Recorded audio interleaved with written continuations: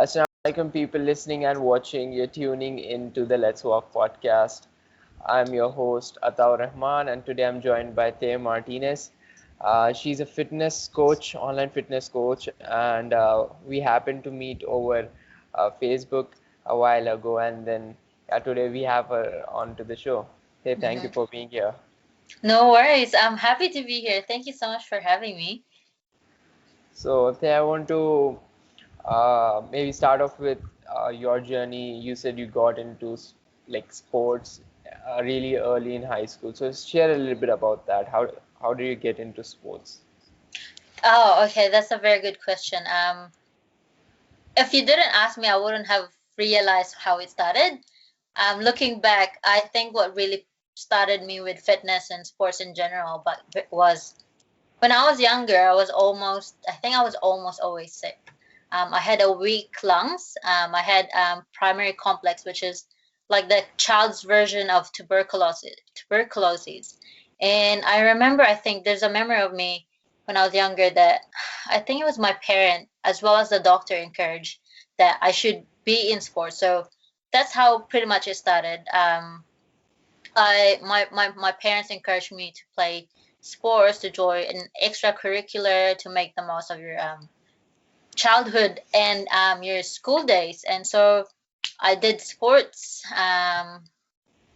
And then when I was in high school, my sister encouraged me to do explore softball as well because I was interested in that. And so, and when I moved here, it's a whole new different level of fitness as well. Um, Wow. yeah. So you start like how did you get started? Was it like a running or like cheerleading or what? Like what was it? So it started with badminton, but I didn't really enjoy it. I kind of was doing it for my parents because that's all we kind of know at that time. And then I saw that kickball in school was popular. And as a young person, you kind of want to do what's popular, what makes you look cool. And so I did that together with my friends. I was in sixth grade. So we did that. We played and versed with other schools outside our city.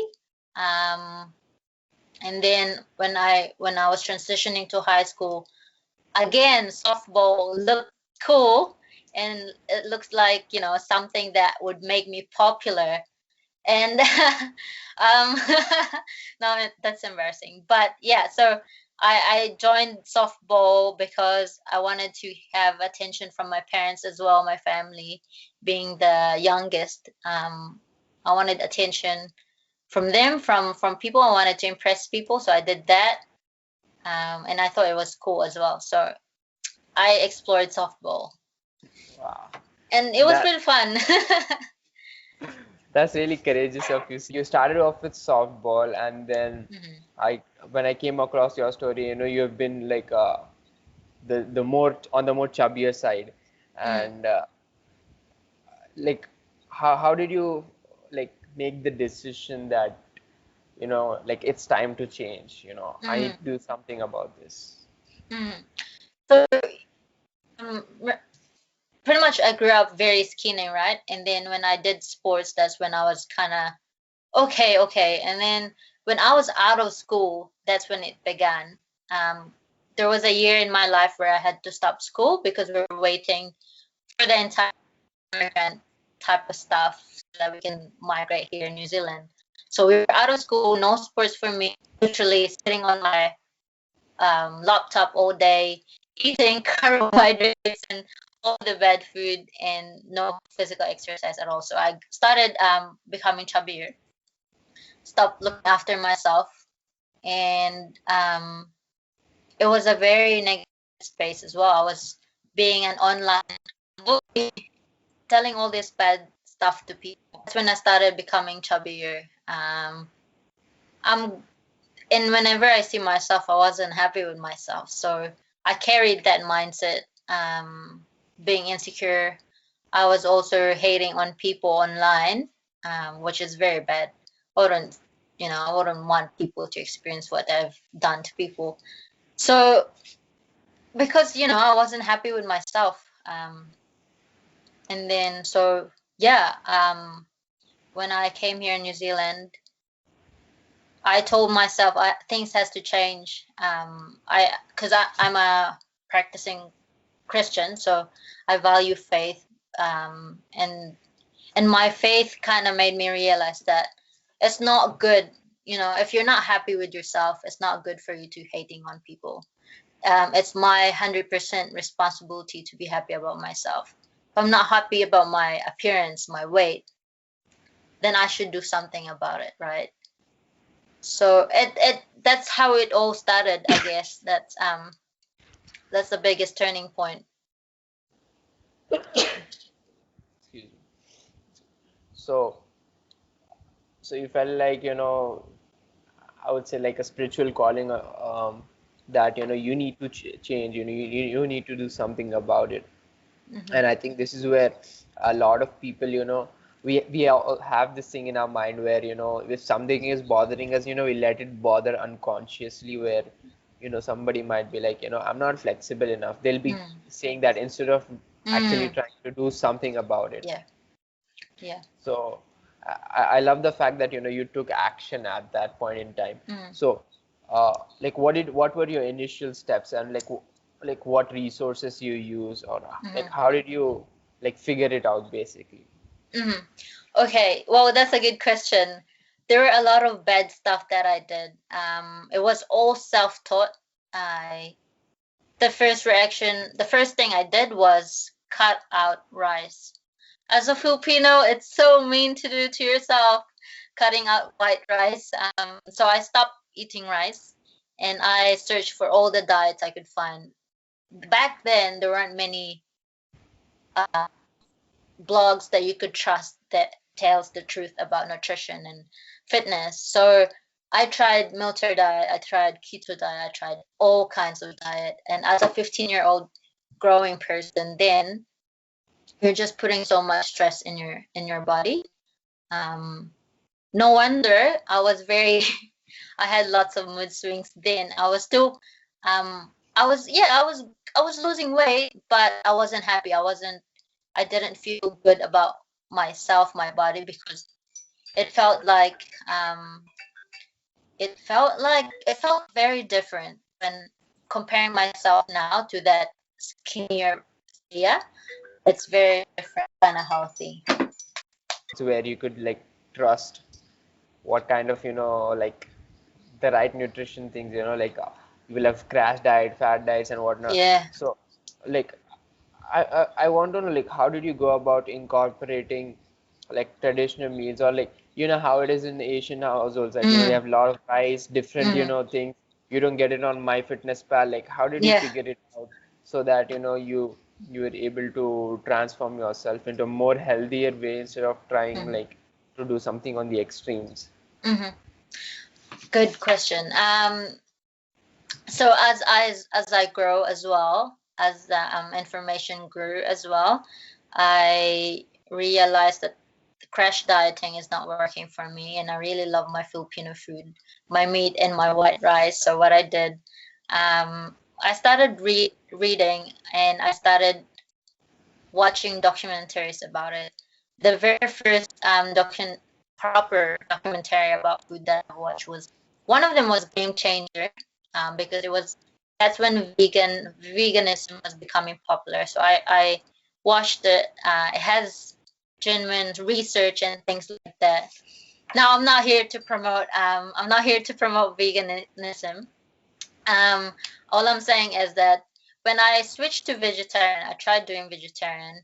That's when I felt that, okay, adding more vegetables in my diet or being on a majority plant-based diet makes me feel so good. My energy is amazing. My productivity is amazing. I'm losing weight. I'm feeling good. So that's when it started to me that it clicked that, hey, you know what? The information's out there. All the information out there is not reliable. You have to be very careful about what you read. So that's when the real mindset shift happened, because I experimented so long for so many years in my life. So I'm glad that one of the resources I found. in the proper and best time. Hmm. Yeah. So, the things with sometimes in life is, that when you get a certain information, you are like, I should have gotten this thing, maybe 2 years back or 3 years back. Mm, But with there are very few like instances where, you get the exact information in the exact time you need, mm, right? yeah, I That's agree. right. So with that, I want to maybe dive into a little bit about like now you figured it out. Like, Mm. so how did you like start helping people? Did you start from the local gym or where you were training, or like, how did you go about it?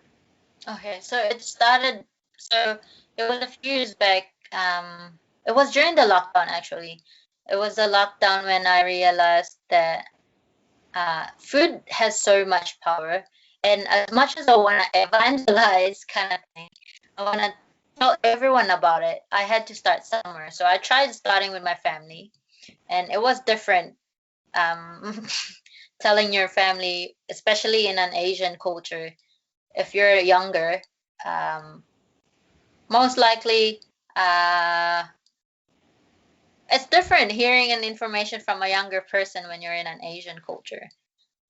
So I tried a the first ever influence that I did was documenting my vegetarian journey in Instagram, and then I was getting more and more positive reaction and from people about it, and people were more asking more questions, and so that was the real trigger and push for me to explore more on the nutrition side, the real scientific nutrition information, and then as I gain more information, as I gain more confidence as well, I I started this coaching program I'm developing now. Yeah, so that's when I realized it's about time. I need to do something about it.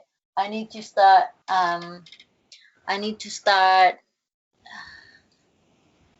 I need to start helping people because it's so different to be on the other side of the table. It feels awful to be in a very bad diet and all your and and you just want to lose weight to complement your life, but why do you have to suffer so much? So I couldn't take that pain of seeing other people going through fad diets, the yo-yo diet, gaining all the weight that they've lost. So that's why I'm now coaching people. Wow. Yeah, the point where you said, like especially in Asian families where you are the young kid, and people tend to be little hesitant when they receive information from you just because you are the little kid or the youngest in the family. I can totally relate to that. Yeah. So, like you mentioned, you're developing the program. So, like, Mm. how did you come in contact with Richard and his group, and all the Mhm. things he's been doing? Like, how did you like initial contact? Okay, so very first one was a video of his morning routine, the UCLA morning routine. It was sent to me by my boyfriend. At that time, I was studying this course I didn't enjoy in university. I was doing commerce, majoring in accounting. And he knew my struggle, right? And when I saw that video, I realized, you know what? It's possible to help people making an impact while being a university student. As I've mentioned to you, I'm Filipino, and as Asians, our parents really want us to finish and have a degree, right? So I didn't want to turn away from having a university degree, but I also want to make an impact through entrepreneurship. So fast forward to the lockdown, he had his first coaching program about productivity. And then at the end of, I think it was at the end of last year, I saw that he's willing to coach people, mentor people about how to make an impact in other people through your own coaching program. Right away, as soon as he posted something about it, I was very intrigued. I checked out his live seminar, and that's when I realized this is definitely for me. I've been praying about a a man of faith who's wants to make an impact in people's lives, and someone who's, ambitious in a good way. That's when I realized, okay, I'm gonna have to make a call with him and talk to him. Wow. So that's interesting. Like a lot of people, they come across Richard through uh, different ways. Many people they Mm, talk about the 3:35 a.m. morning routine. People talk about uh, the other entrepreneur, like some of his viral videos, like really viral videos, and mm. that's how came into contact. So, how has the have you been coaching people, or like is the program yet to be released? The program is yet to be released. I'll start accepting people in a few weeks, very, very soon. Yeah, I'm very excited. I'm very excited for it. That's all I can say. So, like, if people who might be interested now, or who might want to take a look into your work, Mhm. where can they find you actually? Okay, I'm on Instagram. They can find me at Thea.T Martinez. I'm also on Facebook, I think Thea space T Martinez. Yeah, I'll make sure to put that down in the description. Uh, Okay. with that, I want to move into like, are there some mindset things, or like mindset hacks, or something of that sort, where that has drastically changed your, or drastically, uh, helped you in your transformation journey? When it comes to uh, mindset, usually people have, Hmm. usually, the self-critiquing, negative self-talk mindset in order to push themselves. Do you think it's Mhm. sustainable? Yeah, I agree. There's been a lot of mindset shift for me. I could totally resonate with people who has gone through negative self-talk, such as, "Oh, don't eat that. It's gonna make you much more fat. It's gonna make you look uglier and things." I've gone through that as well, and it only took me literally. It only pushed me for a few weeks.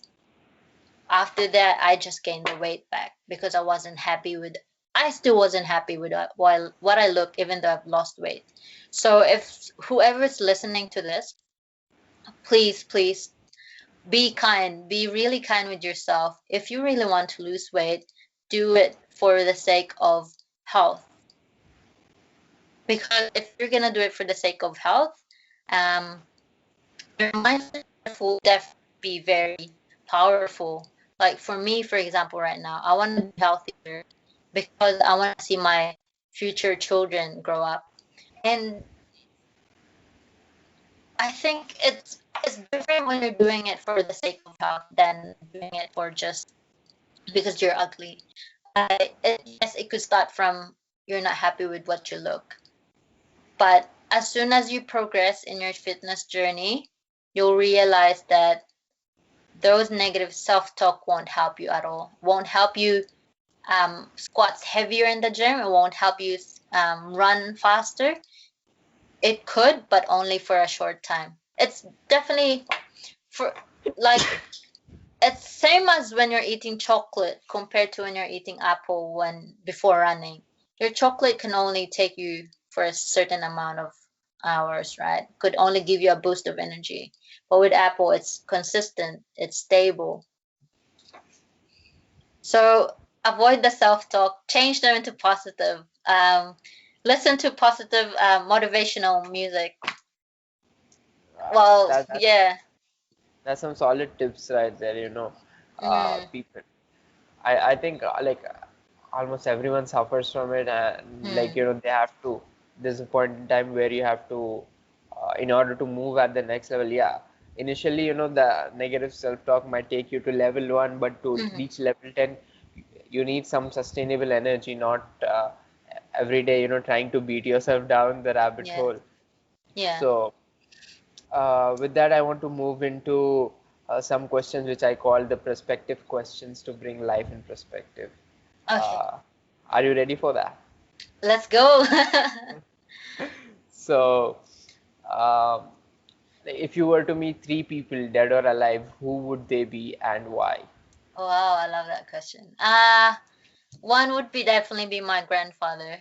Um, do I have to say the reason or? Yeah, like why?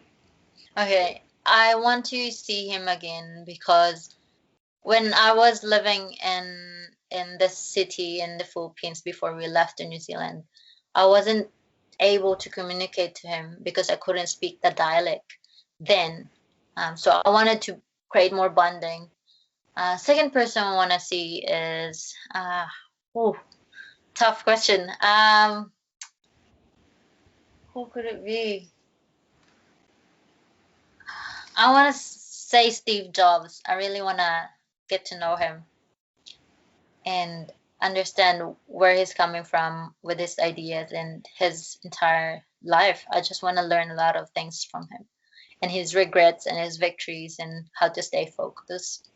Third person I want to meet, there would be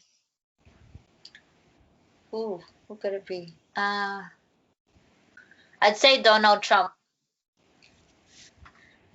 because I'm very into politics. I'm not into politics. I just want to understand where he's coming from and why he's doing such things and saying such things. Oh, interesting. So, Yeah. so you're the, I guess you're the third person who, like on this entire episodes I've had of this podcast, who's actually, willing to meet people who to understand their perspective. Mm-hmm. Because usually what people do or like how humans operate is that, they like to uh, move towards people who think the same or do the same things, Mm-hmm. right? Yeah. Uh, that's interesting. So that brings me to the second question is if you were to go back in time Mm-hmm. and start all over again, so what would you do differently? Go back time. What I would do differently is maybe I should have started with entrepreneurship way earlier, and I should have stopped, analysis paralysis because when I first had my business was when I was 18 and it was a clothing brand and it was good. It was doing good. But then I lost momentum years after I finished high school. I lost momentum and that's when I just went off from what I really wanted to do. It took me years, which is till now. Mm, interesting. So, like, what do you do to keep the momentum going? To keep the momentum going, I would say just do your business idea. Just do it. If you're interested in something, try it. That's the only way for you to find out if it's for you or if it's not for you. Try it, give it a go. If you're stuck, make sure to ask for help for mentor. Mentor is very important. Mentor is very important in career, entrepreneurship, or anything in life. With that, I want to move on to the last question, which is that, we all take steps in our lives and then we leave behind footsteps, and that is the legacy we leave behind. And when Mhm. you take the last step on this planet Earth, what do you want to be known for or Wow, remembered? that's a very good question. That's a very, very good question. When you were saying that, because I'm a Christian, right? I there's this verse in my faith where Jesus and the Jesus' footsteps in the sand. Uh, so when you were saying that, I think I want to be remembered as someone who brought so much value in their life. I want to be remembered as someone who's kind, loving, but at the same time pushed them to their potential. Encouraged them to not live a life of regrets. So that's how I want to be remembered. Wow. Very cheesy. No, that's good. That's good. You know, so people listening and watching, this brings us to the end of the episode. I hope you guys took something out of this, and as always, the links will be down in the description. You guys can go and check it out. Other than that, you guys know what to do. Stay blessed. Keep taking action. We'll see you in the next one.